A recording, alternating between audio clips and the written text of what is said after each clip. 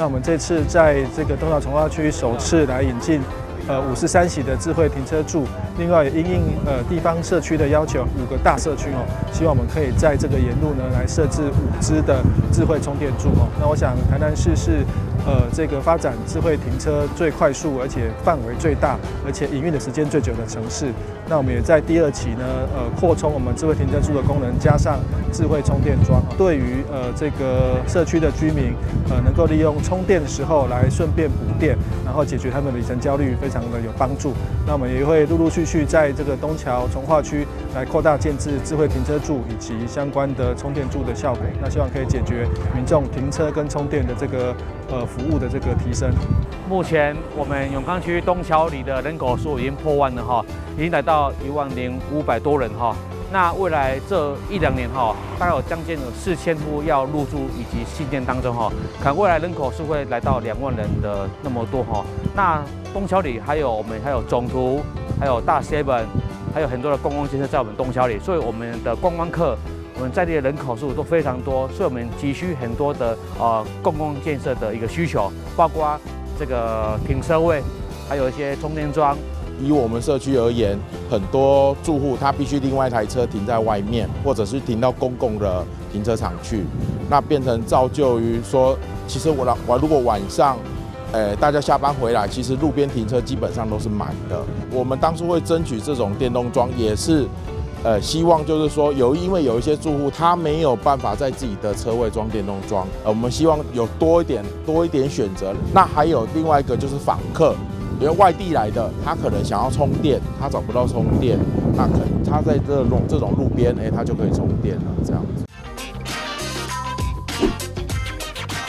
掌握市政3分钟，台南进步向前冲。那这边总共有5个智慧充电桩，总共要在深设置53处智慧停车柱。所谓智慧，就真正是全能，就是说停车付费就一次完成，就不用再拿纸本的停车单，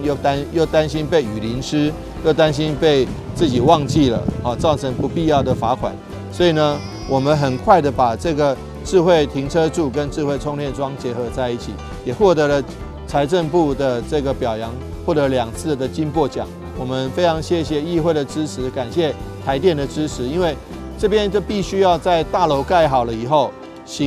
人行道做好了以后，才可以开始设置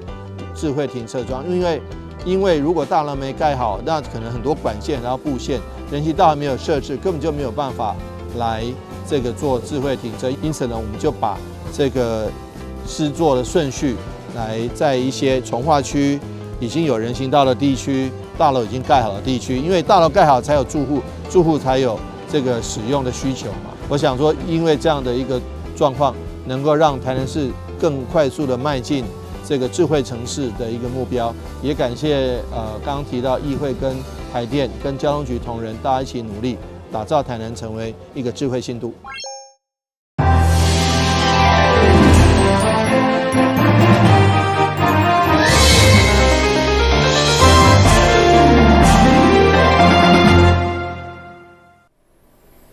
大家好，我是杨淑怀，欢迎收看1月7号礼拜2的中嘉台南地方新闻。年关将近，台南市经发局拢会进行联合稽查8大行业敢有违法，也毋过即马煞变成由各局处轮流主导，互议会国民党团相当不满，认为经发局是伫咧推卸责任。市府8大联合稽查，因为一张公文将改为各局处来轮流值班。台南市议会国民党团伫咧接力顶前，表示市府经发局伫咧去年底开会决定，最今年2月开始，将改为轮值来稽查，无顾到所有议会局处有意见，批评主管机关经发局根本是咧推卸责任。各机关都有提出他们的异议，认为他们不是专责单位，他们只能就他们熟悉的，比如说公务局。我今天联合稽查，我到了这个地方，我要看我的楼梯间到底有没有符合台南市政府的规定、中央的规定。好，那公务局看逃生到底有没有做好，那卫生局到底看他有没有违反卫生的部分哈。那还有就是说那个什么那一个都挖局，你要看说它到底有没有违反规定。所谓的规定是什么规定？它的规定就是说，都挖局到底有没有违反都市计划法？只要是违法的，你惊死唔敢去处理，然后现在推给各局处，这业务是你的呢，他申请执照是你们呢。议员表示，八大行业主管机关本来就是经发局，现在有了法制、卫生、消防，甚至财税局轮流来主导，其他的局处对着相关的法令并无清楚，却爱主导带队。对此，经发局嘛回应，因为带队必须爱是正式的公务员。经发局目前配置的人力不足，只会以轮值来带队。至于采花的问题，市府副秘书长嘛回应，也是会回归各局处来讨论。个位有20场啦吼，一样240场，所以讲人员无法度拢落摆啦吼，所以迄阵阮带请求支援，阮是毋是让逐个局处吼带队官来轮流啦吼，业务拢是阮办，拢是阮遮来承受。业务阮遮是讲带队官的部分是毋是当轮，将这个带队官的层级提升啦，安尼对规个有较有帮助。现在的问题是谁带队的问题啦，所以大家所关心的啦哈。那谁带队的问题，当初是因为层级太低，所以把它提升了以后，他现在经发局就面临到正式公务人员不足，所以这个问题呢，那谁带队其实都 OK， 为什么？因为是共同认定，因为当时我决议就是共同认定，到时候讨论出来，然后决议是这个是什么行业，当然经发局一定要提出说明，所以他经发局一定都要列席。整个程序是这样子的。议会国民党团表示，八大联合稽查主要针对特定行业、公共空间的安全进行联合稽查。每个月由主管机关经发局带队进行20场的联合稽查。稽查的范围包括视听歌唱、三温暖、酒家、舞厅、电子娱乐场等。党团要求八大联合稽查带队的一定要回归经发局。是毋是违反法令，嘛爱有共同来认定。希望环节爱符合，才袂去泄露，嘛袂沦为作秀。台南新闻林根采访报道。9月12月7日是福德兴德的日子，佛光山南台北院准备腊八粥，除了伫道场供应信众之外，嘛分享予台南市政府甲议会，祝福新年快乐。农历12月8号是福德兴德的纪念日，真侪寺庙道场拢会煮腊八粥来供信众来响应。佛光山南台北院对今年元旦以来，已经提供超过7万份的腊八粥。上午有着主持万祖法师，甲着国际佛光会共同分散500-600碗，予台南市政府甲着议会，有着市长黄伟哲甲着议会秘书长严升旗来代表接收。今天是佛陀成道日也就是俗称很多人都要吃腊八粥的日子那非常感谢我们佛光山南台别院诸位师父，尤其感谢满洲法师对于这个佛陀精神的提倡发扬。那特别今天煮了500碗腊八粥来提供给市府的同仁来共遇佛恩。那这前后这几天来，已经总共准备了7万碗的腊八粥来给我们市民朋友们享用。那市民朋友们在吃这碗腊八粥的时候，心里面就会想着这个佛陀的慈悲。那佛陀的慈悲靠许多的我们很多的信众朋友，还有我们佛光山的师父一起来弘扬。那特别代表我们市府同仁，也要代表我们市民。来感谢佛光山，谢谢佛光山的牺牲。这一碗腊八粥代表着是佛陀的慈悲跟智慧，我们也用这碗腊八粥呢，祝福我们市长以及所有我们的台南市民，大家都能够平安健康，欢喜融合，社会祥和，社会安定，台南平安。台湾平安，祝福大家。除了分享腊八粥，另外还有大师的春联，向前有路，光明在望。而市长黄伟哲嘛回赠台南市的农特产品，感谢佛光山长期以来对着台南市社会福利的重大贡献来致上谢意，并且伫市府的2楼广场分享腊八粥。随后一行人嘛转往台南市议会。由着知天法师来转上腊八粥，感恩议会对着市民的照顾，希望借由佛道的慈悲甲关怀，互整个社会会用个更加祥和甲快乐。台南新闻林根采访报道。位伫台南二中边仔的高达新村，算是市区的黄金地段。这摆都市更新案的招商，成功由村府建设提下，市长黄伟綽亲自进行签约仪式。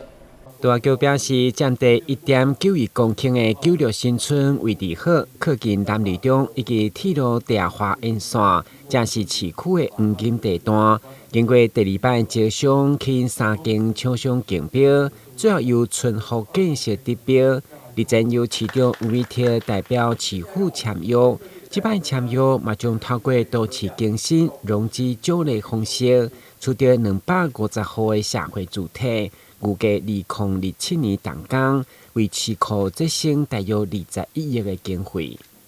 社会住宅绝对是非常好的，不是社会住宅盖在天边海角，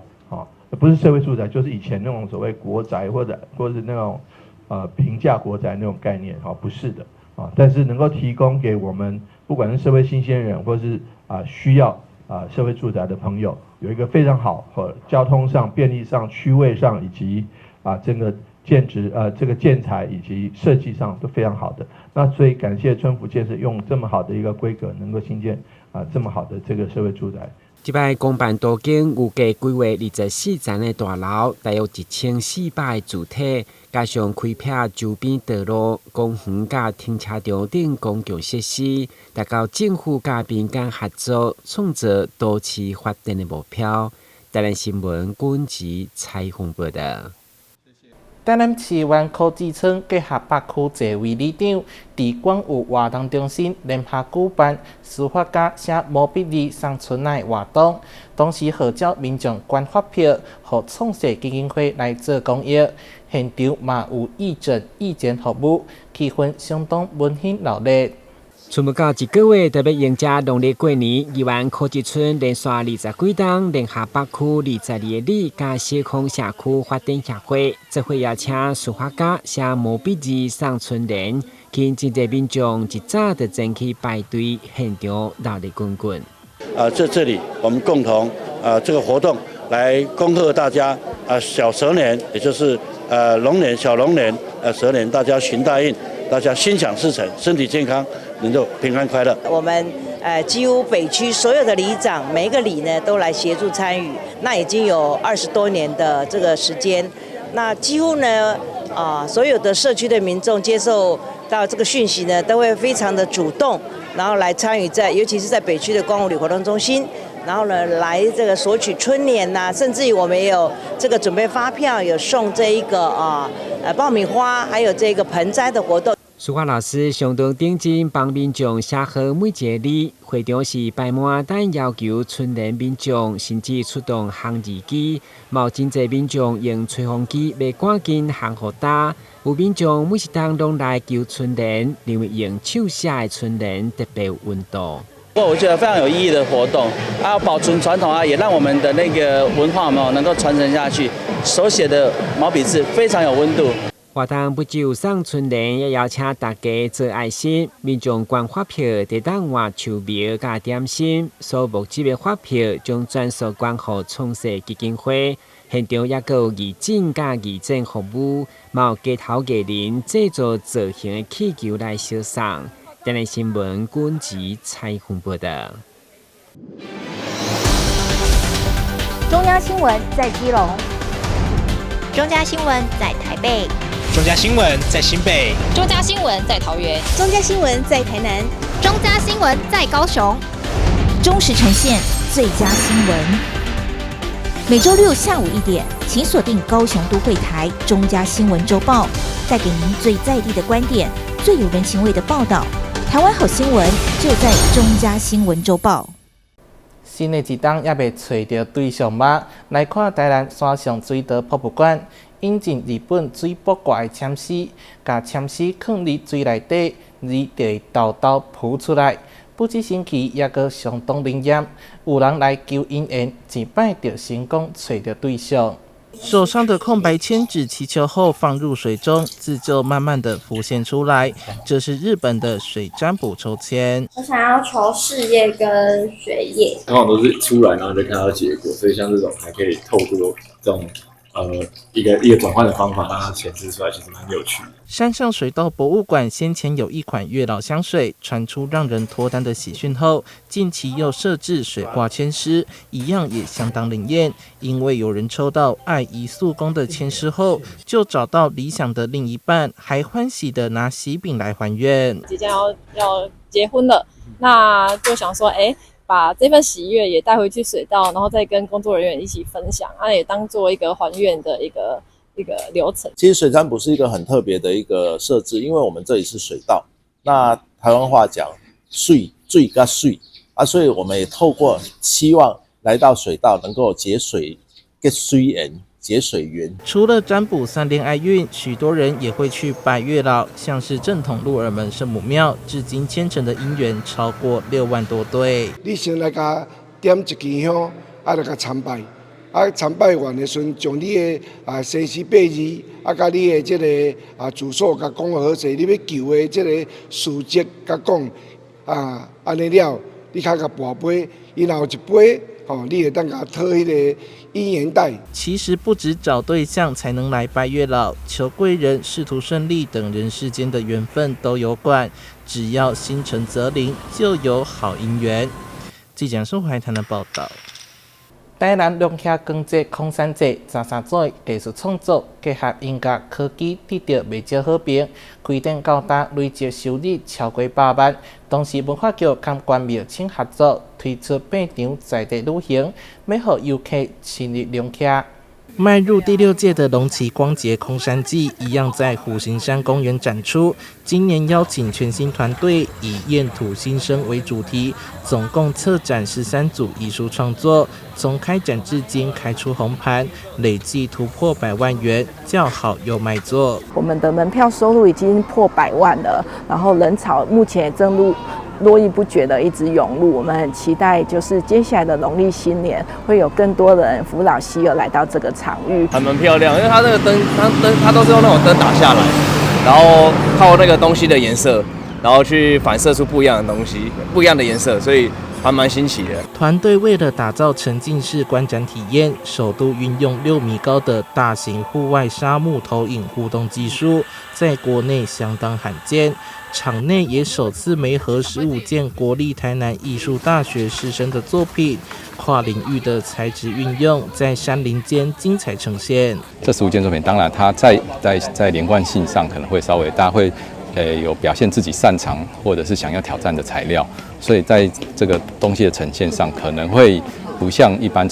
完全成熟的艺术家上的那么的那个强烈跟张力那么够，但是其实大家可以去仔细的稍微看一下这些同学的作品，它其实非常多他们对于材料的实验跟于对那个细致的想法在里面。最美山林灯节大胆创新，还跨界邀请44拍唱片行，以光影隧道做主舞台，7场的限定演出，带来不同的音乐呈现，结合视讯师还有舞台装置设计师，然后跟一些台湾比较独立的电子音乐团队，然后大家一起来做一个舞台跟音乐演出。夜晚有不一样的感官体验，这回白天也有深度小旅行，以龙旗为出发点，规划8条路线以及集章活动，让民众畅游龙旗地景与文化。总共有19个集章点。会有60个优惠店家，那这里还有很多有趣的活动，譬如说到农场体验，还有做一些手作的课程。那我们会希望说推广在地的美食，然后文化。文化局与关庙清文化协会将观光热潮转化成商机，带动空山祭周边新丰地区店家活络在地经济。记者苏怀谈的报道。桃园市南昌动物保护教育园区正式启用，结合领养以及医疗，让民众唔免走远，得当处理各项宠物相关的业务。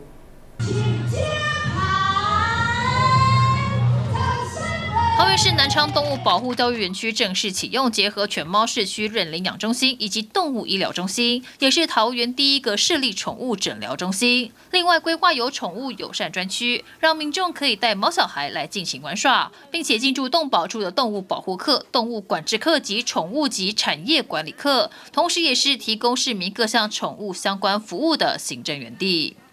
位于我们桃园南昌公园的动物保护教育园区今天正式揭幕成立。这个动物保护的教育园区我们筹备了很久，那么里面呢包括了毛小孩的这个认养中心，还有照护中心，基本上是委托亚洲大学兽医系来帮我们营运操作。那么我们原来也有一个动保中心在新屋，但是呢距离比较远，我们现在在桃园这边设立这个南昌公园的动保教育中心以后，我相信我们的市民如果想要领养毛小孩，或是捡到这些需要照顾的动物，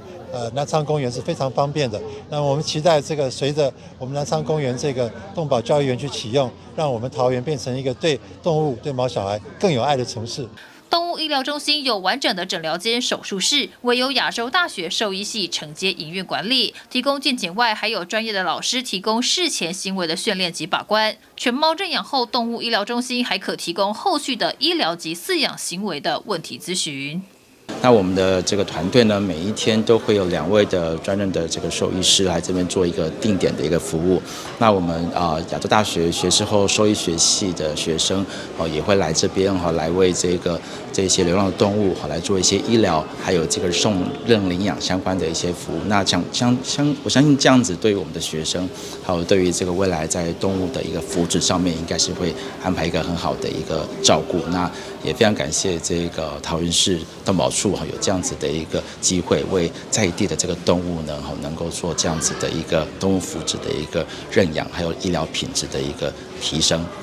桃园的动保园区位在新屋，不仅收容量爆满，距离遥远也让许多人感到不方便。现在就近在市区就可以领养毛小孩跟参观，民众纷纷表示很满意，也能让毛孩们有更多机会找到新家。因为这个地点在市区，所以以后民众呢在认养动物的时候不用跑到新屋海边，所以对大家认养动物的这个是有帮助的。然后另外因为还有那个公立医院嘛所以对于以后那个流浪动物的救援或者是民众那个通报的部分呢，会有自己的动物医院来处理这些动物的照顾跟医疗，我觉得那是非常好的。还不错因为那个知道新屋那边是不是要爆满的？这边是多盖的嘛？但这边是应该是那个嘛，就是主要是医院嘛，没有，然后领养的。就这边是人家认养的，然后这边是医院，两边。那很好，因为很靠近市区嘛。长期关注动保议题的立法委员郭玉琴也特别到场，对南昌动保园区的规划给予肯定，也是一个非常好的生命教育场域，未来可以跟学校合作，也欢迎大家来参观。其实我关心动保的议题已经将近快要30年了那从我学校毕业之后，我从小其实就是养狗，那我也都一直用领养的方式那现在在家里呢，其实有3猫1狗。那今天看到这样子的一个示范园区，那不管是在这个就是动物的领养然后他们的一些这个空间，然后还有包含就是里头的一些医疗的一个环境，我觉得这个可以做一个非常好的一个生命教育的一个机会那也很开心，就是我们这个桃园有这样子的一个空间，变成一个友善动物的一个环境。桃园动保处表示，市府致力于打造动物友善城市，南昌动物保护教育园区启用是重要的里程碑。以后各项的宠物相关业务都移到南昌园区办理，认领养中心提供民众近距离跟毛孩接触的机会，欢迎民众踊跃参观。动保处也会在园区提供更优质的服务。记者1桃园报道。本馆局和基隆市书德会举办百人会好活动，要用文字致敬这座霸当的城市。百位基隆市民齐聚一堂，用笔墨为基隆社事100年献上最深情的祝福。活动啊，非常的热闹，因为呢是我们基隆100基隆的生日，所以呢我们邀请了好多的市民朋友以及老师，还有校长，更有我们的很多的书法大家以及我们的书画家一起来基隆，为基隆祝福，希望基隆生日快乐。那也可以让大家知道，我们现在已经准备好了，欢迎大家一起来基隆玩。迎接基隆设市100年，在众人挥毫下，共创100岁基隆100字颂。吴正安老师更以传统吟诵的方式演绎诗篇，为活动增添深厚的文化底蕴。刚行山海练珠片，100人挥毫，最主要是庆祝基隆建市100年。我们除了基隆市书道会的会员们参加之外，我们也邀请了爱好书法的朋友一起来参与，大人80个，学生20个，大家都很开心的来共襄盛举。诗中勾勒出基隆的港口发展、铁路建设和人文荟萃，用文字记录下城市100年的沧桑与荣光。参与的民众热情洋溢，纷纷表示这是探索文字之美、传承传统文化的绝佳机会。这个活动让我们参与的所有的师生都觉得非常有意义，探索文字的美好，以及传统文化，让我们落实在生活当中。活动很好玩，而且非常有意义，这样。那献出我第一次在那个大家面前挥毫这件事，这样。那非常荣幸可以参与这次100年的盛会哦，基隆市赞！可以跟很多人一起写，很开心可以来参加这个活动。今天参加这个活动很开心，我写的是道。我写的是船，我觉得这个活动很有意义。今天很荣幸可以带孩子一起来参与这100年才有的难得的机会，祝基隆生日快乐！透过书法、诗词和传统艺术，架起市民与城市之间情感的桥梁，唤醒大家对家乡的认同与骄傲。基隆100，迎宾万千。记者蔡小军，基隆报道。感谢你收看1月7号的中嘉台南地方新闻，我是杨秀怀，咱再会。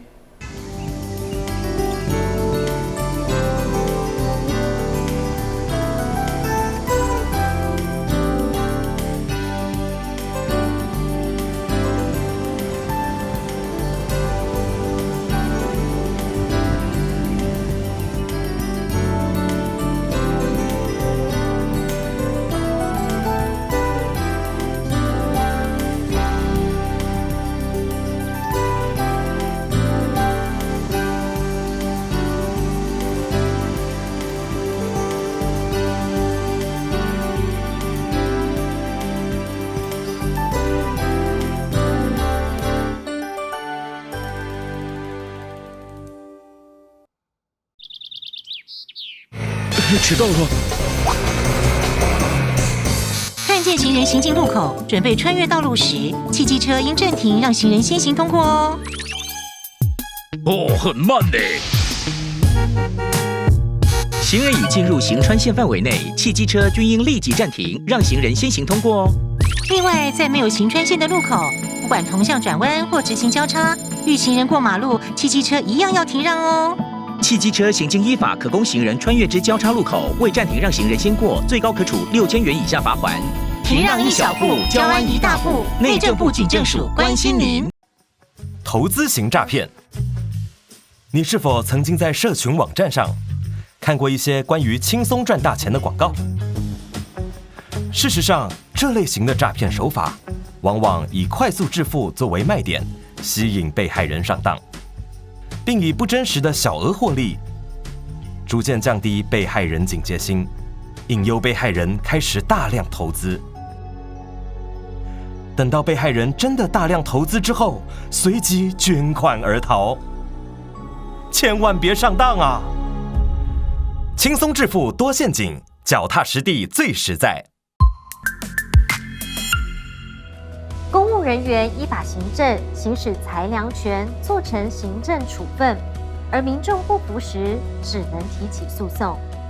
行政诉讼调解新制，让人民有其他选择来解决纷争。由外部专家担任调解委员进行调解，让有温度的协商尽可能取代全有全无的判决。调解纳入选项，3赢不是想象。